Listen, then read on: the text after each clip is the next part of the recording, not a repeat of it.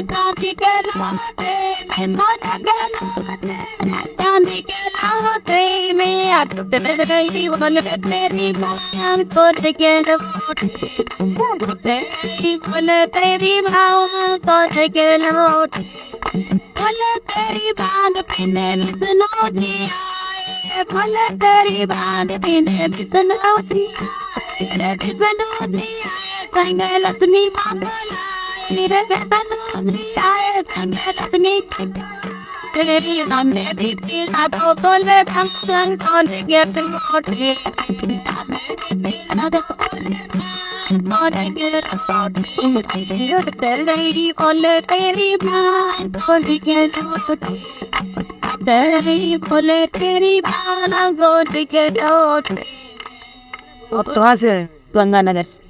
तो आज कथा सुनी आपने? हाँ जी, क्या कथा के अंदर सबसे अच्छी बात लगी? क्या बहुत अच्छी बात लगी, भगवान के अच्छे वचन लगे। थोड़ा मेरे को याद नहीं रहता, अब मुझे किसी चीज को याद है, क्या क्या था अच्छी तो पहले ने पत्ते बात थी नहीं तभी और आगे आ जाओ, अंदर आ जाओ, इधर आ जाओ, माइक में आवाज आ रही है ना, फिर हैप्पी थिंग्स आ जाए। बात ये सदस्य है। आपने सुनी है कथा? हाँ, मैंने कथा सुनी है। कैसी लगी? सबसे पहले मेरा आप सभी को सीताराम।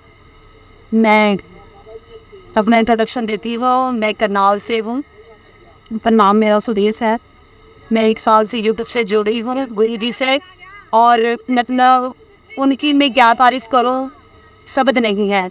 और आज जो मैंने मतलब कथा में जो सुना है ना, वो मैंने कहीं नहीं सुना, मुझे इस अर्थ का नहीं पता था। जो उन्होंने आज सुंदरकांड के जो अर्थ बताए हैं, वो अर्थ मुझे बहुत अच्छे लगे सुंदरकांड के, और मुझे बहुत मतलब कि समझ में आया कि सुंदरकांड का नियम क्या है। मैं पढ़ती थी, हर मंगलवार वाला जी को सुनाती हूँ, पर मुझे उसके नियम और अर्थ का नहीं पता था। पर आज उन्होंने मुझे सुंदरकांड का अर्थ जो बताया है कि उसमें शब्द जो है, उस सब सुंदरकांड क्यों उनका नाम है, उसके अंदर जो सुंदर कई बार लिखा हुआ है। जैसे मान लो वो सीता जी से मिले, उन्होंने फल खाए, वो फल सुंदर थे अशोक वाटिका में, उनके नियम जो बताए गए। इसके अंदर इतनी बार मतलब कि 8 बार 12 बार जितनी बार सुंदरकांड का नाम है, तो इसलिए उनका नाम सुंदरकांड पड़ा।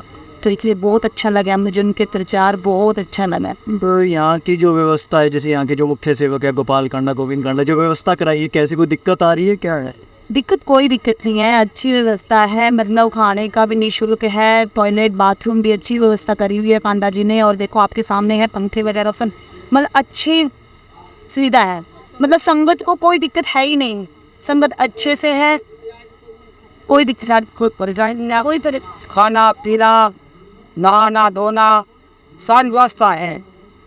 कोई परेशानी नहीं, कोई परेशानी नहीं ना होगी। और भी जगह कथा है, इसलिए आपने हाँ सुनी है। यहाँ व्यवस्था और जो यहाँ व्यवस्था है वो भी दिल्ली में ना थी, दिल्ली में हुई है, दिल्ली में इतनी व्यवस्था नहीं आती, व्यवस्था बाबा द्वारा बताइए क्या कर रहे थे। कुरुक्षेत्र में मैं गई थी, कुरुक्षेत्र में इतनी अच्छी व्यवस्था नहीं थी, ना वहाँ पे टॉयलेट थी, ना वहाँ पानी की व्यवस्था थी। वहाँ पे जैसे खाने का भी लंगर लगा हुआ था गुरु जी के लिए, पर वो प्रॉपर मतलब कि जैसे 11 बजे खत्म है, तो उसके बाद लंगर भी खत्म है। पब्लिक तो कथा सुन के लंगर खाने जाएगी ना, कथा के बीच में सुन के नहीं जाएगी तो लंगर खत्म। वहाँ पे ऐसी सुविधा नहीं थी। दिल्ली में भी ऐसी सुविधा नहीं थी जैसे यहाँ पे। मतलब कि इन्होंने गोविंद कांडा जी है, मैं तो फर्स्ट टाइम आई हूँ।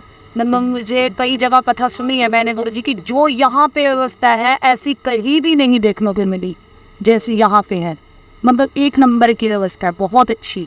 इस मानेसर धाम भी गई हो, वहाँ पे भी मतलब जैसे खाना तो निःशुल्क है ही है वहाँ मतलब सब अच्छा है। बस एक रहने की जो व्यवस्था है वो अभी नहीं हुई। राम दरबार में जो टिकते हैं अंदर, वहाँ से मतलब कभी जैसे 3 नंबर गेट बंद कर देते हैं, जिसको सोना है बाहर या फिर किराए पे गद्दा में। वहाँ पे अभी सोने की व्यवस्था, किराए पे गद्दा लो, वहाँ ऐसा होता है, वहाँ किराए पे गद्दा लेना पड़ता है बाहर। अभी वहाँ सोने की व्यवस्था नहीं है। आप कहाँ से? मैं मलोट तो आया पंजाब तो। ढोलक काफी अच्छी बजा रहे हैं, कहाँ से सीखी? बस घर पर ही सीख ली बजानी, बस मन दिल में चाह होना चाहिए वो सीखने के लिए, तो अपने आप सीख जाते हैं। वो काफी यंग में ना लोग आध्यात्मिक थोड़े कम होते हैं, लेकिन फिर भी कैसे एकदम से आध्यात्मिक होना जरूरी है, क्योंकि जिंदगी में कुछ साथ नहीं जाएगा। जितना राम का नाम कमा लो वही साथ जाएगा। राम के नाम से तो पत्थर दर जाते हैं, हम तो क्या ही है। भगवान कभी हमारा भी मानेगा कि हमें भी तारेगा। शिक्षा में थोड़ी सी है ना कि नशे की बड़ी है, युवा थोड़ी उस तरफ जाते हैं, तो आप क्या बोलेंगे उन युवाओं? मैं सबसे पहले युवाओं को यही कहना चाहता हूँ कि अपनी सेहत का ख्याल रखें, क्योंकि नशा हमारा सिरसा की नहीं, हमारे पंजाब की बहुत बड़ी समस्या है, जिस नशे पर हमारी सारी यंग जनरेशन को खराब ही कर दी है। अगर वो अपने आप को अध्यात्मक की तरफ ले जा रही है, प्रभु के नाम पर सिमरन कर रही है, तो वो क्या अपने आप को नशे से दूर कर सकते हैं। यही कहना चाहता हूँ, उनके माता पिता को ध्यान रखना चाहिए, वो क्या कर रही है, क्या खा रही है, उनकी संगत कैसी है। इसके लिए कुछ पेरेंट्स को भी काम करना चाहिए। बाकी मेरे सभी फ्रेंड्स से यही विनती है कि नशे से जितना हो सके दूर रहें, क्योंकि नशा हमारी सेहत को तो खराब करता ही करता है, साथ में हमारा घर परिवार भी उजाड़ देना है। आज कथा सुनी आपने आज की? चलो पहले एक छोटा सा बढ़िया से भजन सुना दो, फिर बाकियों से भी बात करते हैं। एक हम बीकानेर से आए हैं और बाबा बागेश्वर के प्रेम है, इसलिए अच्छा लगा बहुत ज़्यादा। उन्होंने ज्ञान दिया हमें, और हम जाना चाहते हैं बागेश्वर धाम भी। भगवान बुलाएंगे तो हम जाएंगे। आप में किसी ने तारा बाबा जी के बारे में सुना है? जी हाँ, नागफल बाबा के बारे में तो आज ही सुना है। फर्स्ट टाइम हमें तो पता भी नहीं था कि सही तारा बाबा जो है हम आते, हमें पता होता तो हम आ भी जाते भैया। आज पहली बार देखा, बहुत अच्छी जो आकृतियाँ वगैरह बनाई हुई है वो भी बड़ी अच्छी है, बहुत मस्त है। गुफा है उनकी, दर्शन समाधि बाबा के, मतलब बहुत अच्छा लगा। दिन को मैंने जैसे गुरु जी ने उनके बारे में बताया तो मेरे को तो ऐसे लगा कि मैंने तो रियलिटी में ही उनका आभास होने लगा, सच्ची में ही। बहुत दिलचस्पी, बहुत मन गदगद हो गया उनकी कथा सुन के भी। ऐसे तपस्या की इन्होंने, वो जंगल में चले गए, मानो उन्होंने मौन व्रत रखा, उन्होंने कि कुछ खाया पिया नहीं, सिर्फ एक जल पीते थे। तपस्या की, जंगल में जाके मौन व्रत रख लिया। तो उन्होंने किसी से बात तक नहीं की। और शीशा वाले गए, उनको मना के लेके आए, गोविंद कांडा जी यहाँ पे लेके आए। उन्होंने यहाँ पे तपस्या की। वो शिव ओम नमः शिवाय का जाप करते थे और शिव की भक्ति में लीन रहते थे। मुझे आज इतनी ही पता चला, बाकी तो मुझे नहीं पता। जो इतना पता चला यहाँ से, मतलब अच्छा लगा। हाँ, काफी ना बार से श्रद्धालु आए हैं और तारा बाबा जी के बारे में आप कुछ बता रहे थे। हाँ जी, वो तारा बाबा बाहर नहीं लिख रहे थे, सुरंग में रह करते थे। तो आपको ये सब कैसे पता चला? एक बरंडा था और एक मकान था और नीचे सुरंग थी, एक नलका था, दो नलके थे। तो बाबा जब आदमी आए करते तो लिखने करते, जनानी के सामने नहीं लिखते। आप यहीं के रहने वाले हो? तो यहाँ पे जो है जैसे गोपाल कांडा जी है, गोविंद कांडा जी है, वो प्रोग्राम करवाते रहते हैं ऐसे धार्मिक, तो कैसे लगती है, कैसी व्यवस्था? मैं ब्याह थी ना, पहले कुआरी थी, तब थी कुआरी थी ना, जब थी। अब ब्याह पीछे तो अपने कुलक्षेत्र जिले में रहना है, बिहार। वैसे अब आज जो है तो यहाँ की व्यवस्था कैसी लगी? बढ़िया लगी, बहुत बढ़िया, बढ़िया से बढ़िया। आशीर्वाद देंगी कांडा बंधु? हाँ जी, आशीर्वाद हमारे को भी देंगे, हम भी ले लेंगे, ठीक है ना। देख सकते हैं, लेने के लिए आए हैं। तो देख सकते हैं कि जो लोग हैं वो काफ़ी ज़्यादा जो इस व्यवस्था है उससे काफ़ी खुश नज़र आ रहे हैं। और पूरी जो कह सकते हैं कि पक्के वगैरह फैन वगैरह है वो चल रही है। रहने को लेकर कोई दिक्कत नहीं है, खाने की व्यवस्था होगी। लंगर का जो है 24 घंटे प्रबंध रखा गया है। नहाने को लेकर या वॉशरूम वगैरह के लेकर ऐसी कोई व्यवस्था नहीं है जिसमें आदमी या महिलाओं को जो है कोई दिक्कत आए। और लोग जो अपने मतलब प्रॉपर जो भजन है, भजन के अंदर पूरे के पूरे मस्त दिखाई दे रहे हैं। और हनुमान के जो टेंट में जो है वो माहौल पूरा बना हुआ है। और भी जो लोग हैं वो आए हैं और हम उनसे जानने की कोशिश करेंगे कि आप कहाँ से हैं? मैं तो यहीं से हूँ, सिरसा से। तो आप यही रुके हुए हैं? मैं देख रहा हूँ क्या हो रहा है। अच्छा, तो यही रुकेंगे आज फिर? 12-1 बजे तक रुकूंगा। तो मतलब आप हर जो धार्मिक प्रोग्राम होता है यहाँ पर आते रहते हैं? मैं हर सोशल प्रोग्राम देखता हूँ, चाहे वो किसी भी गुरु का हो, चाहे डेरे का हो, चाहे राधा स्वामी का हो, चाहे गुरुद्वारे का हो। काफी ज्यादा स्पिरिचुअल है, स्पिरिचुअल आप है। स्पिरिचुअल नहीं है, मैं देख रहा हूँ कि दुनिया में अच्छी चीजें कहाँ तक है। तो आज का प्रोग्राम सुना आपने? हाँ सुना है। कोई विशेष जो शास्त्री जी का चीजें है इनका कि जो चीजें हमें हनुमान जी के बारे में नहीं पता थी ना, वो आज 4-5 पता लगी है। पहले नहीं पता थी वो। अच्छा, कि सुंदर कांड का नाम सुंदर क्यों पड़ा, और हनुमान जी की और क्वालिटी पता लगी है। पहले हम सिर्फ राम को ही और कृष्ण को ही समझते थे, अब समझते हनुमान भी कुछ है। और ये देखने में हमें अच्छा लगता है कि ये सारे अननोन लोग हैं। व्यवस्था कैसी लगी यहाँ? व्यवस्था तो बहुत अच्छी है, बाथरूम भी बहुत अच्छे हैं, खाना पीना भी बहुत अच्छा है। बस एक चीज़ कम लग रही है मेरे को, इनको माइक या डेक देना चाहिए। इनका डांस करने का मन कर रहा है। हाँ, तो भैया मैं कर लिया था। तारा बाबा जी कुटिया जी के मुख्य सेवक है गोविंद कांडा जी और गोपाल कांडा जी को मेरी वीडियो देख रहे हैं, तो भैया थोड़ा सा डेक का प्रबंध कर दो। तो डेक के लाउड नहीं है तो लाउड कर दो भैया, ताकि जो है वो प्रॉपर जो है, पिछली बार अलाउड था तो इस बार भी कर दो यार। लोग जो है ना जब कथा करते हैं और उसके बाद जब खुद भजन करते हैं, मतलब कथा सुनते हैं, तो उसके बाद खुद जब भजन करते हैं तो पूरा फील लेना चाहते हैं भगवान की, जो भजनों के अंदर जाना चाहते हैं। तो कहते हैं कि आसपास के लोग भी सुन सके और वो भी इस चीज़ का आनंद उठा सके। तो भैया डेक का प्रोग्राम कर देना। आप कहाँ से हो? मैं भिवानी तोसाम से, तोसाम जिले से। कितनी कथाएं सुनी हुई है? पहली बार बनने ही बाबा की टीवी पे देखता था, ये पहले ही यहाँ आया हूँ। तारा बाबा की कथा कैसे पता चलो? यहाँ पहले मैं शिव पुराण में आया था। ये मिश्रा जी, प्रदीप मिश्रा जी की है, उनकी कल कथा मैं सुन चुका हूँ। पंडाल में जाके वहाँ जाके सुन चुका हूँ। अब ये बाबा की कथा ये यहाँ प्रदीप मिश्रा जी आए थे तब नहीं आया आप? आया था मिश्रा जी की, उसमें आया था 7 दिन की कथा थी, वो पूरा सुन के गया था मैं यहाँ पे। यहाँ जो मतलब कथाएं काफ़ी जगह होती हैं, तो प्रोग्राम किस तरह की व्यवस्था आपको लगी है? यहाँ की बेस्ट है, बेस्ट है। कथा में मतलब प्रोग्राम तो हर अच्छे होते हैं, पर उधर से यहाँ अच्छा था प्रोग्राम। तो ये तो कहना होगा कि जो भी कांडा बंधुओं के द्वारा कथाएं करवाई जाती हैं, तो हमेशा ये तारीफ जरूर होती है कि व्यवस्था प्रॉपर होती है रहने को लेकर, या हर चीज़ को लेकर लोगों को कोई दिक्कत जो है वो नहीं मिलती है। तो क्या कह रहे हैं? हर हर महादेव, श्री शिवाय नमस्तु, सीताराम। हम ये कह रहे हैं अब इलेक्शन होंगे तो जो गोविंद कांडा जी है उन्हीं के जो भाई है कि गोपाल जी, वो ही आने चाहिए, क्योंकि ऐसे ऐसे धार्मिक प्रोग्राम होते रहे, हमको भी सुनने को मिले और मतलब सबको है जो उनको भी ज्ञान मिले, जो भटके हुए हैं वो हमारी तरफ में आए। हम तो यही भगवान से प्रार्थना करते हैं, बाबा से, तारा बाबा से, तो गोपाल ही आना चाहिए अब की बार इलेक्शन में नहीं। और हम जींद से आए हैं।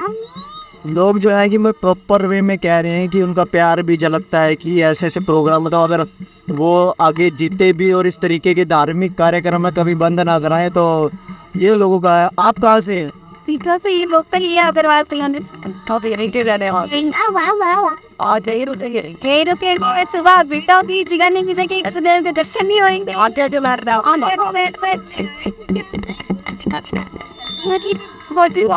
सारी कथाओं में आते हैं यार।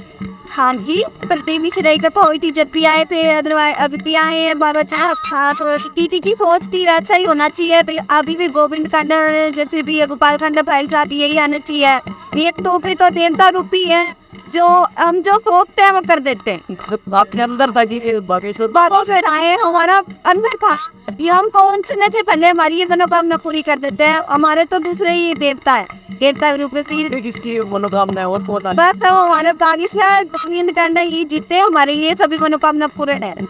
ये वो आप देख सकते हैं कि व्यवस्था से लोग बहुत खुश हैं, और आगे हम और भी लोगों से जानने के। आप कहाँ से हैं? पंजाब से आए थे। तो आज का हाँ जी, बहुत अच्छी लगेगी, बहुत अच्छा। कथा में सबसे ज्यादा खास क्या था? हमारे गुरु जी कुछ याद है क्या जो सुनाया? बहुत कम लेट हो गए थोड़ा से। वो है ना, थोड़ी सी जो लोग बाहर से आते हैं तो आने में उन्हें थोड़ा सा वक्त लग जाता है, इसलिए जो है लोग थोड़े से देर लग जाती है। और देख सकते हैं कि लोग भजनों में लगे हुए हैं। तो वैसे हनुमान जी के बारे में कोई विशेष कोई कहानी सुना सकता है? इतनी सुनते हो रहते हो तो कोई तो याद होगी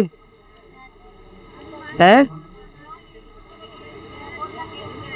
जैसे गुरुजी, जैसे जो बागेश्वर बाबा जी ने सुनाई है, आपको भी कोई किसी एक को तो कोई कहानी याद होगी। कोई ये कहानी भी सुन सकते हैं हम भी हनुमान जी की कैसी रहती है। अरे जो आज कही है उसके अलावा, हाँ आज वाली तो चलो लोगों ने वैसे भी लाइव भी देखी होगी, लेकिन कुछ आपको जो सबसे उनकी बेस्ट कहानी लगती है? की सबसे बेस्ट कहानी सुंदरकांड में जब वो लंका पार करके गए थे ना सीता जी से मिलने, अशोक वाटी में छोटा रूप धारण करके जाते ही जैसे ही लंका में प्रवेश किया उन्होंने, तो वो एक राक्षनी से मिले और राक्षनी को वरदान मिला था कि जब भी तू एक छोटे से बंदर से डरेगी तो सोचना कि लंका का विध्वंस हो गया। जब तुम एक बंदर से डरेगी तो हनुमान जी ने उनको लात मारी, वो चली गई। और फिर हनुमान जी पूरी लंका में घूमे। पूरी लंका में घूमने के बाद उन्होंने पूरी लंका में देखा कि सीता माँ कहाँ है। उन्हें सीता मैया नहीं मिली तो उन्होंने राम राम का जाप करते एक विभीषण का घर मिला। वो ब्राह्मण का रूप धारण करके उसके घर गए। जैसे उसके घर गए तो विभीषण को लगा कि कोई राम का दूत आया है, और हनुमान को लगा कि पता नहीं कौन है। जब उन्होंने दोनों ने ही अपना परिचय दिया तो अपने जो मतलब रियल रूप था हनुमान जी का, उस रूप में आए और उन दोनों में मित्रता हुई। और फिर वहाँ से जब उन्होंने प्रस्थान किया, उनका आशीर्वाद लिया, राम भगत वो भी विभीषण, तो उन्होंने बताया सीता माँ वहाँ पे है। और वो छोटा सा रूप धारण करके अशोक वाटिका के जिसके नीचे सीता माँ बैठती थी उस पेड़ के ऊपर बैठे रहे और नीचे देखते रहे, अत्याचार करते रहे रावण। मतलब कि उनको वाली लोची मंदोदरी को लेके आए कि तुम मुझसे शादी कर, अगर तुम मुझसे शादी नहीं करेगी तो मैं तुम्हें 1 महीने का वक्त देता हूँ, इस तलवार से तुम्हें काट दूंगा। और सीता माँ उनसे वचन करती है कि अगर ये तलवार माँ, अगर तेरे अंदर शक्ति है, तू शीतलता है, मेरे प्राण अभी निकल जाए, पर माँ के प्राण नहीं निकलते। और हनुमान पूरी कहानी ऊपर बैठे सुनते हैं, वो डराते हैं, धमकाते हैं, चले जाते हैं रावण। और जो राक्षसनी उनके पास होती है, एक त्रिजटा होती है जो माँ की मेन बात सुनती है, मतलब दिल की बात सुनती है, और उनको माँ से लगाव होता है त्रिजटा को। बाकी जो राक्षसनी है उन्हें डराती है, धमकाती है। और त्रिजटा अपने सपने के बारे में उनको बताती है कि माँ मुझे आज एक सपना दिखाई दिया कि एक छोटा बंदर वानर रूप में लंका में आया और पूरी लंका विध्वंस कर चुका है, जला चुका है। रावण बिल्कुल नंगा है, गधे पे सवार है और वो जा रहा है, विभीषण को राज तिलक हो चुका है। माँ ये सपना मेरा 2-4 दिन में सत्य होने वाला है, माँ आप धीरे धरो, आप मन मत तोड़ो, माँ रो मत, मतलब ऐसे बोलती है। और हनुमान जी उनकी ये कथा पूरी सुनते हैं ऊपर बैठे हुए, तो हनुमान जी भी रोते हैं। और मतलब जो भी इस चरित्र को सुनता है ना, सच में मैं पढ़ती सुनती हूँ तो खुद मुझे भी बहुत रोना आता है जब माँ ऐसे इतना वो करती है सीता माँ, और हनुमान जी कुछ कर नहीं पाते। फिर वो अशोक वाटिका पेड़ से प्रार्थना करती है कि हे पेड़ अशोक वाटिका, तेरी कोमल कोमल पत्तियां हैं, तू तो मेरी कुछ रक्षा कर, कहीं से कोई ऐसा दूत भेज जिससे कि मेरे मन को धैर्य मिले और मैं टिकी रहूं। मुझे ये ऐसी गालियाँ सुनती हूँ, राक्षसनियों के ऐसे बोल सुनती हूँ, मेरे कान मेरी आंखें पटपटाती हैं, और राम के दर्शन के लिए कब वो आएंगे, कब मुझे यहाँ से छुड़ाएंगे। तो राम जैसे ही वो रोती है, पेड़ से बात करती है, तो अचानक ही हनुमान जी राम से अंकित एक रिंग अंगूठी नीचे डालते हैं। और सीता माँ उसको देख के पहले खुश होती है और फिर कहती है कि कहीं ये मायावी रूप की कोई चाल तो नहीं है कि राम से अंकित ये अंगूठी है जो। तो उन्होंने फिर नीचे आके, नहीं माँ ये अंगूठी मैं लाया हूँ। तो उसने कहा तो उसने पूरी कथा सुनाई राम की। तो माँ बहुत खुश हुई, इतनी खुश हुई जैसे कि एक मछली को तड़पती को जल मिलता है, ऐसे ही माँ खुश हुई सीता माँ कि मुझे आज इन राक्षसों के बीच में राम कथा सुनाने वाले तू कौन है, एक बार मेरे सामने आ, मुझे दर्शन दे। हनुमान जी नीचे आते हैं, माँ को दर्शन देते हैं, उनके चरण स्पर्श करते हैं। माँ उनसे पीट करके बैठ जाती है, उनसे पीट करके बात करती है, मतलब डायरेक्ट बात नहीं करती face to face Hanuman ji से। तो हनुमान जी कहते हैं माँ मैं तुम्हारा ही बेटा हूँ, रामदूत हनुमान हूँ, माँ मुझसे बात करो, आप मुझसे पर्दा मत करो माँ, नहीं तू कोई मायावी है। सीता माँ उनको बोलती है कि तू मायावी है, तू राक्षसों की कोई माया है। कहते हैं नहीं माँ। फिर वो उनको रिंग देता है, उनसे बात करता है जो राम ने उनको बतलाई थी वहाँ पे विभीषण के उनको जो थे, क्या नाम था उनका, पूरी स्कंदा में नहीं, वो मुझे याद नहीं आ रहा, वो जब उनके पास रहते वो उनको मिलाते हैं, मुझे अभी नहीं मुझे ये थोड़ा सा मिस्टेक हो गया यहाँ से, सॉरी। बाकी मैं बहुत अच्छा, ये चित्र मुझे बहुत अच्छा लगता है, हनुमान जी का दिल करता है कि इसे पढ़ती रहूं। सच में ही इतने भाव प्रकट होते हैं उस टाइम, ऐसे लगता है कि रियलिटी में ही क्या हुआ होगा उस टाइम माँ सीता के साथ। तो काफ़ी अच्छी जो कथा है इन्होंने सुनाई। और यहाँ जो है बागेश्वर धाम जो सरकार है जिनका नाम है धीरेन्द्र कृष्ण शास्त्री, उनका जो प्रोग्राम है वो आज हुआ और 17 तारीख तक चलेगा। और हमारी वीडियो पसंद आई हो तो लाइक कर दे, चैनल को फॉलो करना ना भूलें, और यूट्यूब पर देख रहे हैं तो चैनल को सब्सक्राइब कर दे। और आपकी जो भी राय हो तो इस वीडियो को लेकर हमारे कमेंट सेक्शन में ज़रूर बताएं।